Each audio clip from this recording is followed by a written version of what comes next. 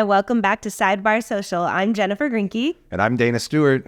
So what a week it's been, huh? It's been a week. Yeah, I know. And it's been a rough week, right? Pretty rough week. Yeah, you had a difficult mediations. Yeah. Yeah. So I have a question for you because I feel like you are really good about typically staying balanced and being pretty happy despite all the chaos that we tend to deal with week to week. And I know you like to tell the story about the one time years ago I threw the stapler at the wall. It was a bad day. Yeah. So not always maybe as good as you as staying balanced. So I'm curious, seriously, like how do you do it? Like juggling life, the work, the home life, like all the things, and consistently seem to be pretty upbeat and happy. I need a tip here. You need a tip? Yeah. Yeah, that was a scary day when you almost threw the stapler at me and our paralegal. I mean, it was 10 years ago. Come on. There's been a lot of counseling since then. It's really PTSD for me. I know. You guys love to throw that out there too. We really do. All right. So help me. I mean, I think on a more serious note, it has to do with like routine for me. Like I make sure to have routine every day and consistency, and just making sure to take time out for myself, whether that's working out or watching a show I like to watch, or this week I'm going to the beach. Again? So yeah. Am I watching The Fish again? You should watch the beach again. Okay, bring him back to the office. To the office. So yeah, I think it's about, planning ahead, staying consistent with my schedule, and really just making sure I'm having that time for myself. And is that for you on the time for yourself? Do you put that on your calendar? Like, how do you make sure you get that in? I don't put it on my calendar, but I definitely will kind of notice when I'm feeling a little bit more run down, and I'm like, okay, I know I need to take a break, whether that's taking an afternoon off or just scheduling. Take a shot. Yeah, take a shot of vodka or go shopping, whatever it is that I all the above? Yeah, all of the above. In all seriousness, I feel like you have grown since the stapler incident. And you've really... The stapler incident of 2015? Forget it. You've really taken steps to kind of improve yourself. I know you have a life coach. Yes, I do. And I know you told me that every day you think about like, what could I do better that day? What's something I can work on? I mean, is that still something that you do? Yeah. So I try to at night reflect on how the day went and what did I do that I'm maybe not proud of, but just that I thought was a good thing. And like throwing a stapler. Yeah. Well, that would be in the other category of what could I have done better? What I found is it's important for me really started as a parent, right? Trying to make sure, because there's no playbook for having a kid, and raising a teenage daughter, has been interesting. But I've really tried to make sure that I'm being the best version of myself for her, I mean, for me too, as well. And where that started, yes, having, counseling, life coach, but like you too, like taking time every morning to work out. Doing martial arts helps, so if I'm having a bad day, go to the gym and, choke somebody out. That's helpful, right? Get that's really good. Yeah. But then eating well. I mean, I always have my little pack of meals, go to court with my protein Definitely shake. Have 6 meals a day. Yeah, it's actually 7, but okay. Yeah. It's a little lunchbox. With my thermos. Sometimes I come in and you're just taking a thing of spinach and just like putting it in your mouth like you're Popeye. I'm like, what is going on here? Yeah. You see my forearms? Yeah. But so I try to do those same things like what you're saying. But what I do, it's a little different. One of the things that I found is I would always kind of like take the work home with me. I'd be checking emails at night or on the weekend. And even if I thought, let me just check it for a moment and then I'll go back to, my off time, personal time, I would see an email, there'd be some issue, and then it would drag me into that workspace. And then when I'm supposed to be with my family, then I'm not really there. I'm not present. And that's a big thing that I've worked on, is being present-minded. So what I've done is in the morning, I've blocked out the first hour of the day for admin time so that when I come in and I have a bunch of emails, I can get through them versus starting with a meeting right away. And then at night when I leave, I try not to check emails when it's like my time, get everything done, and then I'll leave for the day or on the weekend. Obviously, if there's an emergency or something on a case, I will watch emails, but those are things that I've built in over time where I've learned how to manage the stress of it, because otherwise I found that I was off balance too much. For everybody listening, I think this also relates to anyone that's juggling heavy things. In our world, we just have that added layer because we're carrying the burden of our own lives and then, the lives of the clients that are going through the divorce. Exactly. Yeah. And I think we have to do like what we've said, like we have to stay balanced in order to be our best for our clients. We have each client going through their own individual journeys and struggles. And that's where I think today's guest comes in. I think it's a great segue because we've got somebody coming in today who's a good friend of ours and a licensed professional counselor. Her name's Kathleen Schofield, and her practice group is called Clearview Counseling Group. And we've worked with her and her group actually over many years. And so I'm really excited to have her on to get further into this from her perspective. Yeah, as am I. Follow us and join the conversation on Instagram and YouTube at Sidebar Social. We're back with Kathleen Schofield, who has become such an integral part of the family law cases that we deal with. We are so fortunate to have her here today. Oh, thank you so much for having me. I appreciate it. I feel like we owe you a big thank you, gratitude, not just for being here today, but for all the work you've done with our cases and our clients. I think you've been a huge help in getting people balanced or working through parental conflict. So, before we get too far into this, just want to tell you thank you. Oh, thank you very much. I actually can definitely return the thank you as well. So, I know that, a lot of times it's like, oh, I'm really sorry for what I'm about to send you. And it's like, it's okay, send it my way. We'll get it there. We'll get it where it needs to be. You tend to take it on with a smile, so we appreciate that. Well, I always like a challenge. Yeah. Hey. Well, and we send you many, But, we were talking earlier in the opening about how clients are going through rough times and they all have their own individual struggles. And I feel like we will send you clients sometimes to do individual coaching or counseling. So I'm curious, from your perspective, how do you think the work that you've done with clients can change the outcome of a divorce or a custody process? Well, it may not necessarily change the outcome as far as like, hey, this marriage is ending, this family is going to go through a transition into a new chapter. What my hope is that there's a new way to communicate for the parents that's a little bit more solutions focused, that lends itself to less conflict in the future, because honestly, that's what's best for the kids. If there's conflict prior to that divorce and separation, but they watch their parents navigate it in a way that's healthier, that's such a good example for them. And then, they're able to have good relationships with both of their parents after, and they know that their parents are actually navigating the business of doing co-parenting. So my whole approach is, what's going on in this family system? What do they need to change as far as communication styles and patterns? Mm-hmm. How can I make this better for them, which ultimately should be less stressful? That's kind of my hope. It gets a little rocky, before it gets better. Yeah. But that's my hope, is that post-divorce, they're navigating the business of co-parenting more effectively, more efficiently.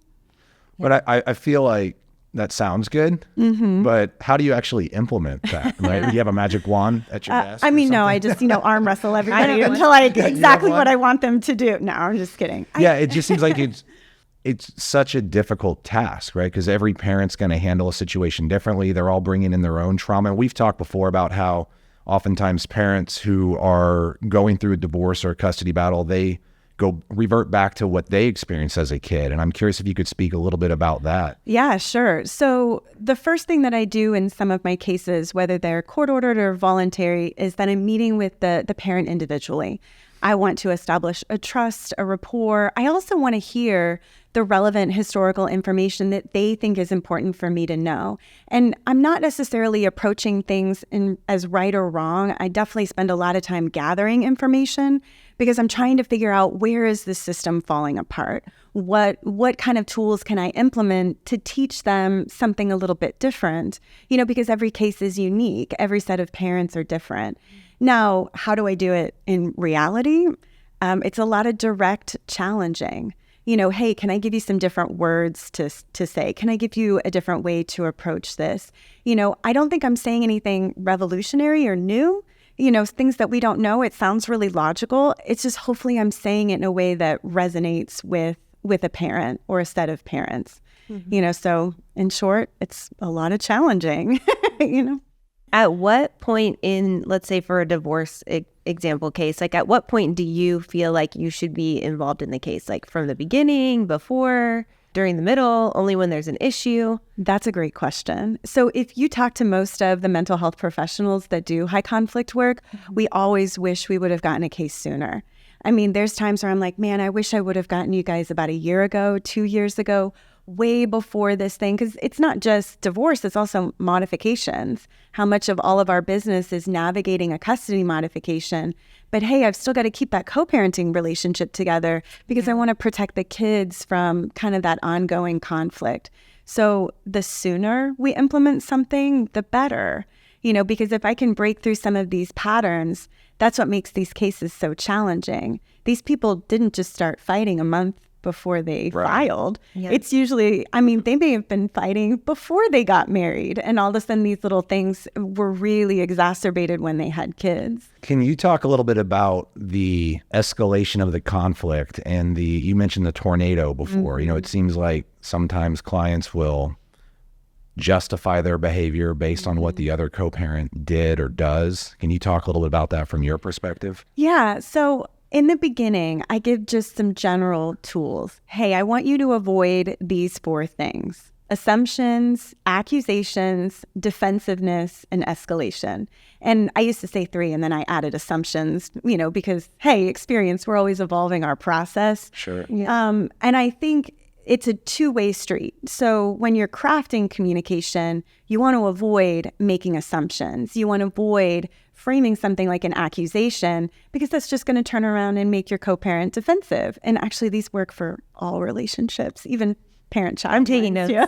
Wait, and is that like the make an I statement, not a you statement? Yes, right? Yes, exactly. I learned that in counseling. Yes, that is accurate. Yeah. Or use all the inclusive words. Hey, I think we need to do this differently. We can do this better, instead of like, you're such a this or you're such a that. So I tell people to avoid those 4 things, both in the way that they're crafting communication and the way that they're responding.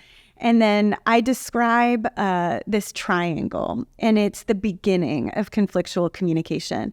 It's what was said, what was heard, and what was meant. And typically all 3 of those things are really different. And inside of that difference is the beginning of some of that conflict. And so if you think about it, if you tie both of those pieces of information together, hey, I'm hearing something that's being said, and what I'm hearing is based on my assumption, my historical experience with this person. Right. And so I'm going to go back at them and respond back at them out of that habit, out of that pattern. And then I have no idea what they meant, and they have no idea what I meant. And now I'm going to begin to start to argue a little bit more about maybe character or accusations or someone doing something on purpose or being accused of doing something on purpose, things like that. What you're talking about, are you doing that individual counseling, or would that be like family therapy, or are you doing that in both roles? Oh, I'm doing it wherever it's going to be helpful. I'm making some observations and I'm saying like, hey, I'm seeing a little bit of this. I think it might be helpful if you avoid this, implement this instead. Definitely with some of my co-parenting work or parent facilitation or coordination, as it's called in other, states, I am implementing all of that to say, hey, remember these ground rules? Remember these boundaries I put in place in the beginning? I want us to start adhering to them. So a little bit of everywhere, whether that's individual, family, And with the parenting facilitation, I feel like people at home may not know what that is, but it's a really helpful process, and you do great work there. So could you talk a little bit about, just to the audience, what is PF, parenting facilitation? So parenting facilitation or coordination, which is what it is in other states, it is a non-confidential process where, an individual with kind of extra training, mediation, advanced family law mediation, domestic violence facilitation training, we're bringing the parents in order to set boundaries, make agreements, provide adherence to a court order, keeping communication business-like and professional, mediating, conflict. Basically, the biggest thing is trying to bring this family system back to better working order once it's gone through transition, so the kids aren't being thrown in the middle. They're not part of the conflict. They're not messengers back and forth. They can actually just go in and be kids, and the parents are doing the work of co-parenting together, which is hard to do. A lot of times the litigation process can be so damaging to a family. And I've noticed since we've started to bring you in on cases, whether it's facilitation or family counseling, that that's sort of diffused a lot of that part of the process and made a better outcome for families. Have you noticed similar? I mean, I hope so. I think if we're all speaking honestly, it probably depends on which case. But yeah, I think if you give someone a place to be able to, offload some of the way that they're feeling, and I can say, look, you're right. Okay, now what do you want to do with it? Because ultimately, if we stay in this place where we're so embroiled in our emotions and feelings, especially, the really darker ones that, exist in the divorce and separation and litigation, it's that reality question of, well, what would your life look like if you did something different with it? If, even though they are still bringing the same things to the table, you don't have to accept it, and you can go a different direction in the way that you handle it and talk through it. The only thing that we can control is ourselves, our behavior, our communication. And I think if we do the counseling right, it can be really empowering, to put the parent back in the driver's seat and say, look, my co-parent may never change, but I can still grow and change and do something different and demonstrate that to the kids. And a lot of times, because parents are in such different timelines in processing, the divorce and the separation, maybe one parent made the decision a little bit faster than the other one, you'll see that other parent come around, because the majority do not want to stay in such a conflictual state. So, yeah. And I feel like what's really cool about the work that you get to do is you get to involve the child sometimes, whereas we don't get to do that as much. Ours is more between the parents in the courtroom, in the mediation. And so can you speak to kind of how the child gets incorporated in different aspects of your work? All right. So that's tougher. Okay. I will tell you that I do prefer to work with parents. Sometimes when I see and meet the children, it really brings home just how much pain they're in. Mm-hmm. And it makes me just all the more motivated to make sure that these parents know, hey, your kids aren't doing okay. We have got to work better. There are external reasons why we do the really hard work before we start to realize, hey, this is good for me internally. So with parent facilitation, I might meet the children, maybe once or twice, but with a mutual agreement of the parents and really specific goals. I'd much prefer that there's a child's therapist that's, advocating for the child. Yeah. And then I can collaborate with that child's therapist and protect the child from all of it. So really that's hopefully where I start. Now in family counseling, that's a little bit different. I'm trying to figure out, hey, which relationship really needs the initial repair? So I'll meet with everybody individually, and then I go, okay, I think I'm going to start here. Mm-hmm. And maybe it's a parent-child relationship, maybe it's the parent-parent relationship. Kind of depends on the system. But I'll tell you that those are the ones that keep me up at night a little bit when I meet the kids and I'm thinking about them. And then I come back to the parents to say, hey, we've really got to buckle down and do more work.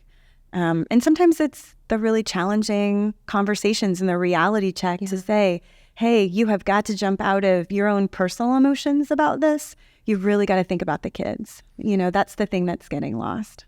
And I get that too when I work as the amicus. You meet the kid a lot, develop that bond, and you've helped on a lot of those cases where I'm the amicus. We appoint you either as a facilitator or family counseling. But I think it's important to tell people at home kind of the difference between the two, because one thing I like about the parenting facilitation is that even when the legal case is over, you can still be involved, which I think helps because sometimes it's easier to keep people acting maybe, I don't know about right, but better when the attorneys are involved or they know that somebody could go to the judge. But then when the case is over, we go away, people often revert back to their old self, but you're still involved, or you can be as the facilitator.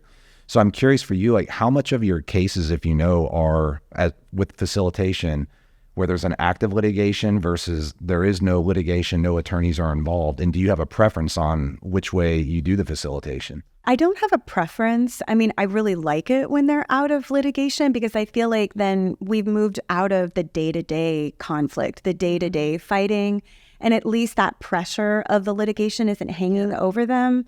And then we can start to actually do some real work, some deeper work. Because the first step is hey, I got to, settle things down and prevent day-to-day conflict. I can't do any deeper work if we're having an explosion every single day. So I definitely would prefer that they're not in litigation, but sometimes if we do facilitation right, I show the value of working together and making your own decisions instead of putting it in the hands of a judge.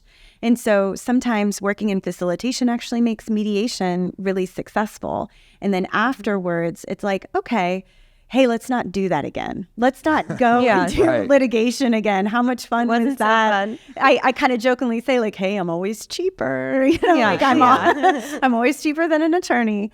And hopefully I will give you a logical solution where you get some win, but not 100% win, which usually if parents say like, hey, it was really tough to hear that, but I see where I got a little bit and my co-parent got a little bit. And that example hopefully sets the stage for what they do outside of, in between sessions, or maybe they don't need me anymore. And I'm just on an as needed basis where, hey, if we're even going to consider litigation, let's go and talk to our PF first, so that we're not running back to court. There's not a surprise subpoena and they're not being served, and et cetera. So, I'll get it in all stages, but it is really gratifying when people start to make decisions for themselves and compromise and move out of that phase of like, well, maybe I want my day in court, or, hey, there's the reality of it. No, you don't want your day in court. Well, that's the thing is like the reality of what court actually looks like. If I get a case in active litigation and I've got a hearing in 2 months, I'm going to go, okay, well, now I'm going to start to tell you guys what it is that I'm going to say. I'm very transparent. You're not going to be surprised.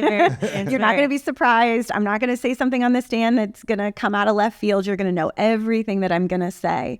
And sometimes that means I'm taking harder positions because I want everybody to walk in. If you're going to go to court, walk in that day knowing exactly what is going to be, put in front of the judge. And surprisingly, sometimes things settle right outside of a courtroom. Surprise. I'm running back and forth between two, little conference rooms, getting an agreement. Quasi-mediation. Yeah. But it's part of my training. Yeah. I have done mediation training, so. To learn more about Greinke Stewart Family Law, visit GreinkeStewartLaw.com. Incorporating a mental health professional into the divorce process is sort of a newer thing that's going on in some cases. What do you see? Do you ever see people reconciling as a result of that? Sometimes. I think it kind of depends on the nature of the conflict. Sometimes, you as attorneys will see a parent and maybe they're not quite ready to make that decision. Mm-hmm. They're not quite ready to say like, yes, I want to file for divorce. And so attorneys will send clients to me for something we call discernment counseling, which is, hey, I don't know what it is that I want to do with my marriage, with my relationship. Do I want to continue? Do we want to end it? And the discernment counseling is the discussion around that. Honestly, a lot of marriage counseling needs to probably start with the discernment counseling to figure out, hey, are we both in it to make this work or not? So, sometimes in the discernment counseling or, in that decision-making process, or even through some of the analytical approaches of how to do conflict differently, conflict's supposed to lead to repair, not fracture, not a bigger space, not a divisiveness. When you start to teach people how to, engage in conflict that leads to repair and solution, yeah, sometimes I do. Mm-hmm. Do you feel like mental health is on the rise? Oh, for sure. I definitely think, a lot of us saw conflict really heavily increase in COVID, shutdown, post-COVID. I think we're still cleaning up from that, honestly speaking. And I also think we're hitting a little bit of a newer, like generational trauma aspect to divorce. Mm-hmm. A lot of the parents that I'm talking to when I'm taking a short history, their parents were divorced. It was a rough divorce in the 80s, 90s, early 2000s. We didn't have a lot of research. We didn't have some of the knowledge that we have now. We definitely didn't have a lot of the mental health interventions. So I think divorce was really traumatic and not a lot of emotions or feelings were talked about. Right. Kids weren't really focused on that much. And so, the kids now are adults and they're going through a divorce themselves. And in those emotionally heightened moments, they're reaching for what they know, what they've learned, what they've been exposed to, and kind of repeating some of that. And my hope is that if anything, I stop that, or I slow that down, or I teach them a different way, to navigate the divorce. Break the cycle. Exactly. We break that generational trauma, and then they get to see, this is what it looks like to have conflict and repair. I think that's the biggest thing that's missing from the majority of the high conflict relationships that I see. Hey, we fight, but we fight more, and we have an even bigger space and fracture between us. Even just the individuals, it's like, hey, we got to learn how to fight a little bit differently, to fight a bit more effectively, and to reach for doing something different so that we repair. I think you need to write a book. I know. Oh, no. Fighting well. Yeah, I can't. Yeah, fighting well. I'd rather just talk to you guys. Okay, I that's can't better sit for still. us. I can't sit still and write a book. Okay. Yeah.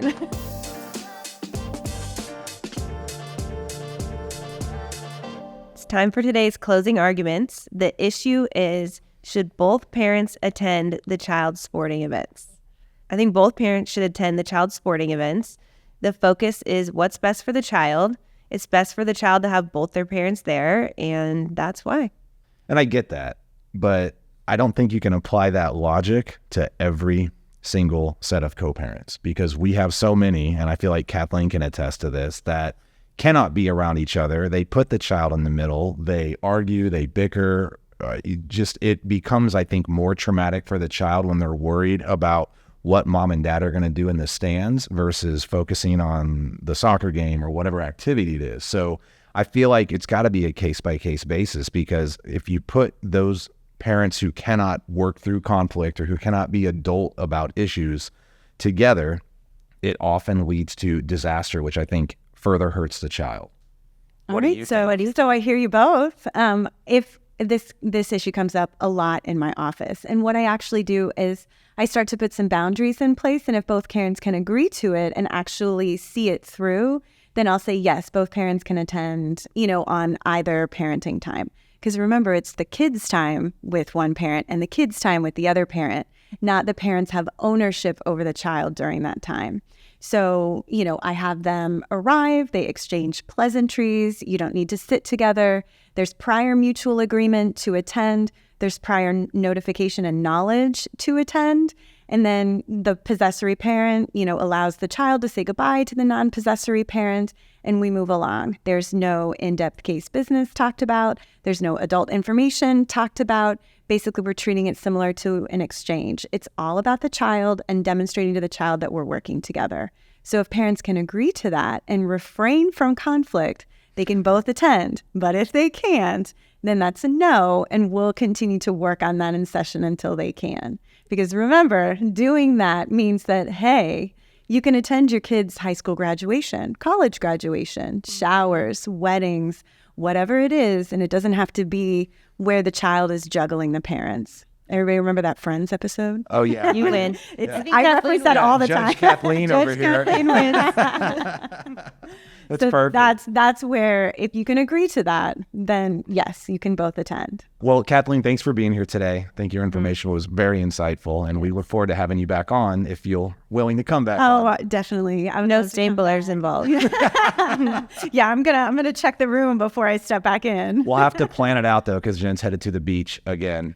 Oh, must be nice. Super nice. How that self-care. Yeah. Well, let me know. Anytime. Well, be thinking of us.